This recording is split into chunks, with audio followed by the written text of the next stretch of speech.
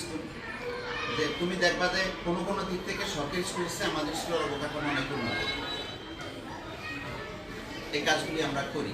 ধর পরীক্ষার সময় বলতে কি পরীক্ষার সময় মনে করেন আমরা 500 টাকা ট্রেনে আমরা ফি দিই, 500 টাকা এমন খরচ যায় সব স্কুলে, যখন স্কুল অনেক বেশি ধরে আমার দেখা গেছে পার স্টুডেন্ট আমাদের 100 টাকা করে রয়েছে। আমরা কি করি বেঞ্চ, তারপরে প্রত্যেকটা রুমে আমাদের ফ্যান চলে। যখনই একটা দুইটা ফ্যান যদি না চলে, প্রিয় দর্শক, আজকে এই লোকটা তোমরা ইউজ করো ভোলার মাসুমা খানম ফ্যানটা চলে না, তোমরা কি আইসো কোনো সময়? মাধ্যমিক বালিকা বিদ্যালয়ের যে প্রধান শিক্ষক রয়েছে তার বিরুদ্ধে সীমাহীন অভিযোগের টাকা নেই, আমার দোকান বিষয় নিয়ে আজকে শিক্ষার্থী এবং অভিভাবকদের আমরা পরে দিব নিয়ে সেই প্রধান শিক্ষকের মত বিনিময় সভা চলছে। কথার কথা এরই মধ্যে আমরা দেখেছি যে প্রধান শিক্ষকের বিরুদ্ধে ভোলা জেলা প্রশাসনের কাছে শিক্ষার্থীরা একটি লিখিত অভিযোগ দিয়েছে। আমরা সে বিষয়ে একটু কথা বলবো প্রধান শিক্ষকের কাছে। আচ্ছা স্যার, আমি একটু সংক্ষেপে আপনার কাছে একটু, আমরা এর মধ্যে দেখেছি যে জেলা প্রশাসনের কার্যালয়ে কয়েকজন শিক্ষার্থী গিয়ে কিছু অভিযোগ করেছে যে আপনার ব্যাপারে যে তাদের কাছ থেকে বাড়তি 1000 টাকা করে ফর্ম ফিল আপের, সেখানে হ্যাঁ আমি একটু লাইভে আছি, আমি একটু সেটি একটু জানার জন্য আর কি, আসলে সেই বিষয়টা কি। হ্যাঁ সেটাই বলতেছি যে আসলে কি নিছি, আসলে কি নেই নাই এবং কেন নিছি, মানে নেওয়া আমার কথা, এটা আমার কথা মানে নেওয়া হয়েছে কিনা আর কি, এটা আমার কথার বাড়তি মধ্যে আসবে না যে 1000 টাকা করে নেওয়া হয়েছে সেটা না, কি। আমি আচ্ছা, আরেকটা বিষয় তারা বলছে যে এটা একটা মেয়েদের স্কুল, সেই স্কুলের মধ্যে ক্লাসরুম, এমনকি স্কুলের মধ্যেই লাইব্রেরি, বাইরের যে লাইব্রেরি আছে তাদেরকে ভাড়া দেওয়া হচ্ছে, তারা বই রাখছে এখানে এসে, রীতিমতো ক্লাস চলাকালীন তারা এসে বই নিচ্ছে, তাদের ব্যবসা বাণিজ্য পরিচালনা করছে, এরকম কিছু কথা।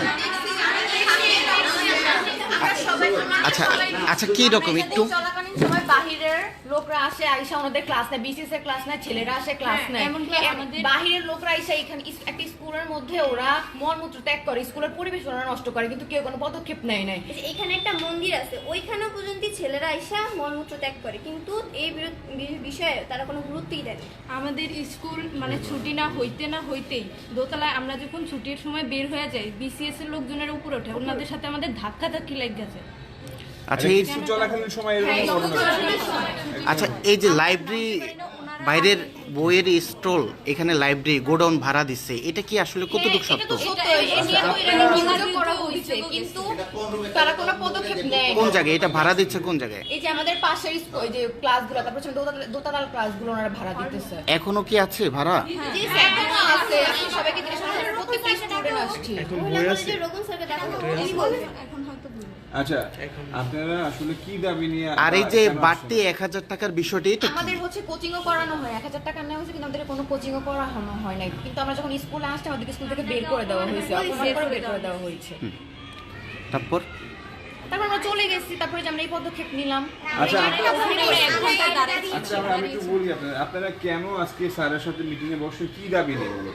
আসলে স্যার হচ্ছে যে আমরা বলতে যাচ্ছি যে ওই দিন উনি আমাদেরকে, আমরা স্কুল আসছি, দুজন ব্যক্তি আসছে, আসার পর ওদেরকে স্যারে বলছে জোরে তোরা এখানে কেন আসছো, পরে বলতেছে যে স্যার এমন আমরা হচ্ছে যে গ্রুপ ক্লাস করতে আসছি, সায়েন্সের কয়েকটা স্টুডেন্ট মিলে স্যারের সাথে কথা বলতে আসছি, পরে হচ্ছে যে একদম ওই যে ওনার কথা বলছে, ওনার কথা বলার পর উনি বলতেছে ইসমাইলি স্কুল চালায় নাকি আমি স্কুল চালাই, পরে উনি ইসমাইল স্যারকে ফোন দিচ্ছে, ফোন দেওয়ার পর ওনাকে পায়নি, না পাওয়ার পরে উনি ঘুরে আবার আসছে, আসার পর ওর ড্রেস নিয়ে কথা বলতেছে যে এসব কেমন ধরনের ড্রেস, এগুলো কি স্কুলের ডিসিপ্লিনের মতো ড্রেস নাকি, এগুলো কেন পরে আসার পরে হচ্ছে আমাদের দপ্তরিকে উনি বলছেন যে ওদেরকে স্কুল থেকে বের করে দিয়ে গেটটা লাগায় ওরা যাতে ভিতরে না ঢুকতে পারে, তারপরে উনি হচ্ছে যে আমরা 9টা মে স্কুলের বাইরে 1 ঘন্টা দাঁড়ায় ছিলাম, কোনো টিচার আমাদেরকে আইসা বলে নাই তোমরা ভিতরে আইসা দাঁড়াও, একটা ম্যাডাম একটা আইকে জিজ্ঞেস করছে ওরা কারা বাইরে দাঁড়ায় আছে, উনি বলতেছেন যে ওনাদেরকে হেড টিচার স্কুল থেকে বের করে দিয়েছেন, যার জন্য ওরা বাইরে দাঁড়ায় আছে, উনি শুই না চলে গেছে, উনি আমাদের দিকে একবারও এসে জিজ্ঞেস করেন। কি দাবি নিয়ে মূলত স্যারের কাছে আসেন? আমার দাবি হচ্ছে এইটা, উনি আমাদের কাছ থেকে 1000 টাকা নিয়েছেন কোচিং করাবেন বলে, কিন্তু উনি ওইটার 1 মাস পর আমাদেরকে বললাম যে স্যার আপনি বলছিলেন না যে আমাদেরকে কোচিং করাবেন। স্যার বলছে আচ্ছা ঠিক আছে, তোমরা 10 তারিখ পর্যন্ত হচ্ছে যে ফর্ম ফিল আপের চলতেছে, মানে ভর্তি চলতেছে, তোমরা পরে এসো। পরে আসে তার একদিন উনি আমরা সবাই মিলে আসছি, আসার পর ওনাকে ডাকছে যে স্যার আমরা তো সবাই আসছি, আপনি করাবেন না? উনি আমরা গেছি, যাওয়ার পর উনি আমাদের আসছে ক্লাসে, আসার পর উনি বলতেছেন, মানে প্রথমে উনি বলতেছেন যে আমাদের হেড টিচার উনি গেছেন, হ্যাঁ উনি হেড টিচারই আমাদের, জি হেড টিচারই হচ্ছে যে আমাদের ক্লাসে গেছে, স্যার কি না নাকি উনি? জি স্যার, উনি আমাদের স্যারই, হেড টিচার আমাদের স্যারই। তারপর উনি বলতেছেন যে আমি এইখানে গেছি, সোনারগাঁও গেছি, আমার ছেলে অনেক বড় বড় গাড়ি চলে, কিন্তু স্যার আমরা তো টাকা দিচ্ছি কি জন্য? আমাদেরকে কোচিং করানোর জন্য, আমরা যদি প্রত্যেকটা সাবজেক্ট ভালো করে বুঝতে পারি পরীক্ষার আগে, তাই জন্য তো আমরা টাকা দিছি, কিন্তু উনি তো সেটা করেনি। তারপর আরেকটা দিন উনি আরেকটা টিচারে পাঠাইছে আমাদের ম্যাথ ক্লাস করার জন্য, মানে স্যার আমাদের, স্যার কি না? জি স্যার, স্যার আমাদেরকে পাঠাইছে, আরেকটা টিচারকে পাঠাইছে, স্যারকে পাঠাইছে যে আমাদেরকে ক্লাস করার জন্য, ম্যাথ ক্লাস করার জন্য। পরে স্যার আমাদের কাছে আসছে যে তোরা আসছিস কেন? আমাদেরকে তো হেড স্যারও তো আমাদেরকে একটা টাকাও দেয়নি কোচিং করানোর জন্য, তোদেরকে তোরা কেন আসছো, তোরা আর আসিস না। উনি স্যার আমাদেরকে এই কথা বলছে। তারপর হাসনাইন স্যার বলছে। তারপর ঠিক আছে, ওই দিনের কথা বলছে স্যার, ওনার কোনো হেড স্যারের কোনো রাইট নাই আমাদের স্কুল থেকে বের করে দেওয়া, কারণ আমরা ফেব্রুয়ারি মাস পর্যন্ত বেতন পরিশোধ করছি স্কুলের। আর হচ্ছে যে আমরা এসএসসি ক্যান্ডিডেট, আমরা সব স্কুলের সবচেয়ে সম্মানিত এখন স্টুডেন্ট, সেই অধিকার উনি আমাদেরকে পারেন না স্কুল থেকে বের করে দিতে। উনি আমাদের স্যার আমাদের আত্মসম্মানে আঘাত করছে। এটি হচ্ছে আমাদের মূলত কথা। বাইরে দাঁড়ানো প্রত্যেকটা লোক আমাদেরকে বাজে কথা বলছে, আমাদের সম্মানহানি হয়েছে।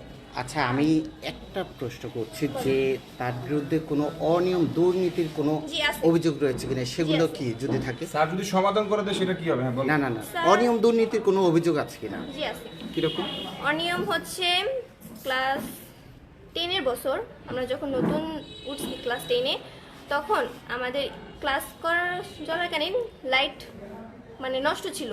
বর্ষাকাল, আমাদের 10-এর ক্লাসটা অনেক অন্ধকার, দেখা যাইতো না। পরে আমরা পাশে আবার ড্রেন, অনেক ডেঙ্গুর পরিবেশে ছিল। আমরা স্যারের কাছে আসছি, হেড স্যারের কাছে আসছি যে স্যার এমন হচ্ছে যে আমাদের ক্লাসে একটা লাইটের প্রয়োজন, আমাদের অনেক স্টুডেন্টরাই আছে পড়তে পারে না অন্ধকারের জন্য। উনি বলছেন যে ঠিক আছে, স্যার বলছেন যে ঠিক আছে আমি ব্যবস্থা করে দিচ্ছি। কিন্তু স্যার আমরা বিগত 1 বছর ধরে স্যারের কাছে বলছি, কিন্তু উনি এটার কোনো পদক্ষেপ গ্রহণ করেননি। হচ্ছে যে উনি ক্লাসে গেলে মানে হচ্ছে বাপ ফ্যামিলি নিয়ে কথা বলে যে তোর বাপ কি করে এমন একটা ঘটনা ছিল। ওই যে ওর অপমান করছে, আপনি ওর কাছ থেকে পুরো কাহিনী শুনেন। ওর আমার একটা মুদির দোকান আছে, তো আমি বুঝলাম আমার মুদির দোকান, তো বলতেছে তোর বাপি কয় টাকা বেতন পায়, তোরা কি আমার জায়গায় আসতে পারবি, আর আমার থেকে তোদের লাইফ লিড করতে পারবে। উনি এগুলো কেন বলে ক্লাসে যায়? সেটা কেন, কি কারণে বলে? শুধু ও ব্যাগের মধ্যে খাতা বসতেছে, ওই যে ওর থেকে নেন, ও সব বলবে। আচ্ছা, উনি স্কুলের উন্নত অনুন্নতির কথা বলছে। স্যার আমাদের স্কুলের উন্নতি অনুন্নতির ব্যাপারে কথা বলছে।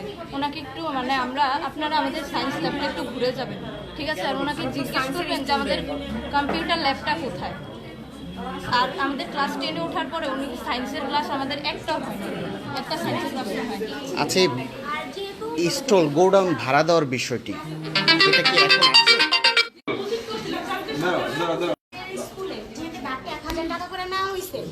ও বাসা স্যারের কাছে এরকম ভাবে বলছে যে স্যার আমি যে দুপুরে রান্না করে ভাতটা খাবো, ওই ভাতের চালটাও আমার বাসা নেই।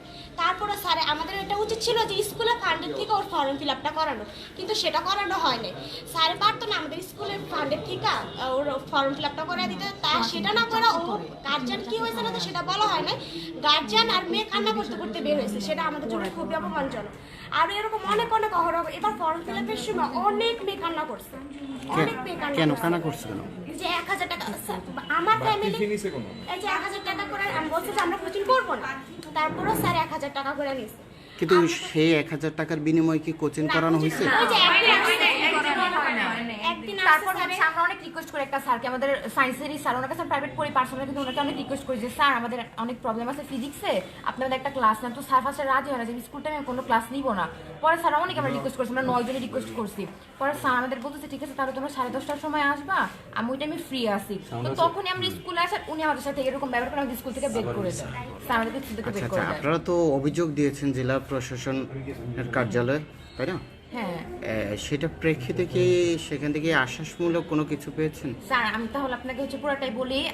আমরা কালকে ডিসি স্যারের কাছে গেছি, তো স্যার হচ্ছে আমাদের রিসার্চে কল দিছে, তো বলছে যে আপনি আপনার বাচ্চাকে স্কুলে নিয়ে মিটমাট করান।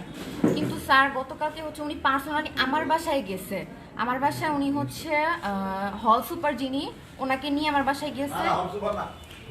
যেটা উনি গেছে আমাকে এটা বলা হয়েছে, তো উনি হল সুপার পরিচয় দিয়েছে আমার বাসায়। তো আমার বাসায় হচ্ছে আরিফ ভাইও ছিল, উনি হচ্ছে সমন্বয়কের, তা উনি সবকিছুই শুনছে। তো আমাদের এগুলো বলা হয়েছে। পরে আমরা হচ্ছে তাহলে আমরা সামনাসামনি আসি, পরে আমরা সাথে বলছি যে স্যার তাহলে আমাকে তো একা কিছু বলা হয় না, আমরা 9 জন ছিলাম, 9 জনকে বলে তার আপনি 9 জনকে ডাকেন, আমরা সবাই সাথে বলি।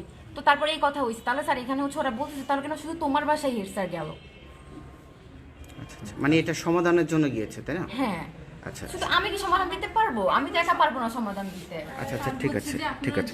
আচ্ছা স্যারের কাছে একটু জানতে চাচ্ছি যে আপনি বলেন কোনো অভিযোগ নেই, কোনো কিছুই নেই, এক কথাই তো আপনি শুরুতে বলে দিলেন, তাহলে এই যে ওদের বাসায় যাওয়া আবার সমাধানের জন্য তাদেরকে ইনফ্লুয়েন্স করা বিষয়টা একটু কিরকম? তাহলে যদি কোনো কিছুই না থাকে তাহলে আমার কানে আসছে, তাহলে এটা আমার বাস্তবতা কিসের প্রেক্ষাপটে অভিযোগটা দিল এটা আমার একটু বুঝার আছে। তারপর যখন দেখছি যে হ্যাঁ অভিযোগ দিলে ছিল, ওরা দিছে, এই কারণে আমি তাই ঠিক আছে আমরা এসে বসে আমরা কোচিংয়ে যে কার কি ভুলভ্রান্তি আছে আলোচনাটা করতেই হবে, এই সুবাদে আর কি যাওয়া এবং ওদেরকে আজকে ডাকা। আচ্ছা স্যার, যে বিষয়টা আর কি বলছে যে লাইব্রেরি বাইরের স্টল যেগুলো তাদের গোডাউন ভাড়া দেওয়া হচ্ছে এখানে, তো সামনাসামনি আপনার সামনে বলি এই বিষয়টা আসলে কেন? একটা গোটাউনও নাই, আপনারা হয়তো এখন নাই কিন্তু ছিল, এমনও তো হতে পারে ছিল না, তাহলে যেহেতু তারা বলছে তারা তো যদি ছিল, প্রত্যক্ষদর্শী। আচ্ছা আমি বলি যদি ছিল তাইলে সবাই হাতে তো মোবাইল আছে, যে বইগুলি তো উঠতেছে যে একটা ভিডিও ক্লিপ আছে কিনা, আমি তাইলে আপনার সামনেই তো সবাই, তো এই গোডাউন কি স্কুলে ছিল বা আছে এখনো? হ্যাঁ কোন কিসের গোটাউন? তোমরা যে আমি বলি তোমরা এখানে সবার সামনে অভিযোগ করছো যে তোমাদের স্কুলে স্যার গোডাউন ভাড়া দিয়েছে। স্যার বলছেন যে কোনো গোডাউন আছে কিনা তোমরা প্রমাণ করো, কোনো কি গোডাউন আছে? আপনার রুম নাম্বারটা কম, যদি সিম নাম্বার থাকে তাইলেও গোডাউন